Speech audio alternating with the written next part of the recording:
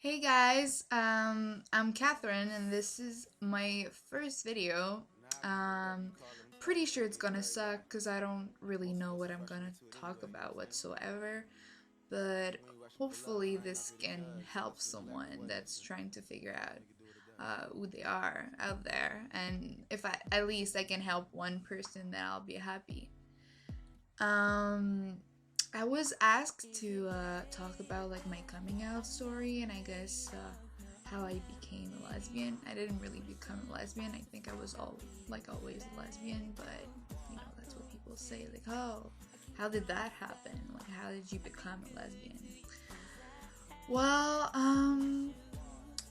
actually, as far as like I can remember, I always liked girls. I had like major crushes on my high school teachers. Even in elementary school, I'm pretty sure I liked girls a lot. But in my third year of high school, I had a major crush on my straight friend. Um, Straight girls are like, I guess, like a ritual for lesbian girls, if I can say. Like, all of us at least had like one major crush on one of her like straight friend, and I mean usually nothing really good comes out of this, and I'm like speaking for myself and like my own experience and what I heard around me too. But so yeah, I mean, I'm sure there can be exceptions, and like I'm all about like no labels and stuff. Like and identify myself as a lesbian because I like girls. I've always known that I like girls, and I'm also a gold star. So, but I mean, I don't know where I was going with this, but I realized I was doing some kind of dance when I was talking like this. Like I'm always moving, kind of ADHD. I'll try to tone it down a bit. Also, I wanted to say, pretty sure some of you, or probably all of you, have noticed that I have like a weird accent. I'm Canadian, but I don't think I have a Canadian accent. I'm French Canadian, so my first language is French, and I've been speaking English for like 2, 3 years. So if you think like, oh, what the hell, she has a weird accent, well, that's where it's from. So yeah, my first straight crush that didn't end really well. I mean, I somehow thought it was mutual. I don't know why. I mean, sometimes you kind of try to catch signals and you get it pretty wrong. But so I told her that I loved her, and she was like, "Oh, okay, this is kind of awkward." And it was on MSN, so but I couldn't really see her face, but I could feel the awkwardness of the situation. So I kind of backed off, and I was like, "Oh no, it was just a joke. It was just a joke." And then she got pretty pissed because she was like, "Oh my god, I can't believe you would make a joke like this." And anyway, so I lost my best friend there, and then I guess she told like the entire school what I said to her, and without the joke part. So and then everyone at school started to like bully me, I guess, and like call me a dyke or like stuff like that. I wasn't really pretty in high school.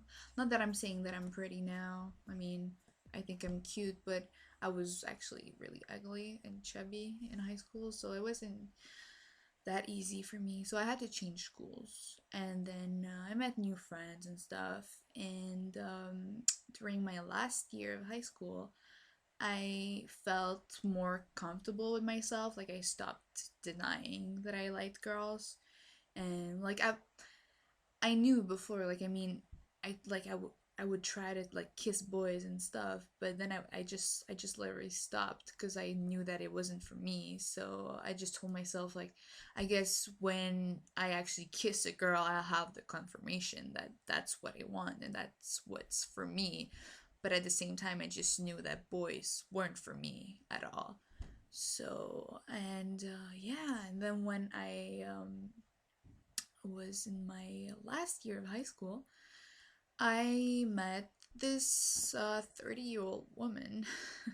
It's kind of weird to say, but yeah, and I fell for her big time, and we eventually started dating. And I was 16 back then, so and we were together for a year. And like, I mean, when I met her and I kissed her for the first time, that's when I realized, like, okay, like this is for me. So, I mean, that's how it was for me. And then after this, like, I started telling, like, my close friends and eventually my family too. Like, I was really lucky because, like, everyone around me was really supportive. Um, I know that, like, not everyone has, like, this, like, chance, I guess, to have, like, people close around them that are really supportive of, like, who they are. But I mean, my parents were really, really nice. And I told my mom actually, like, when we were on a ski trip, and I told her while we were on the chairlift, and I just said to her, like, Mom, I really hope, like, you're not still waiting for me to, like, bring a boy home, because it's not gonna happen. That's how I said it. And then my mom was like, Catherine, like, we were just waiting for you to say it, because, like, we've known that since you were, like, 7. So I was like, oh, that's strange because I didn't know when I was 7. But so yeah, I mean, it was really nice and it felt really, really good. Like once I actually like started like telling everyone, and then I would want to say like to tell everyone. Like I had like no like boundaries anymore.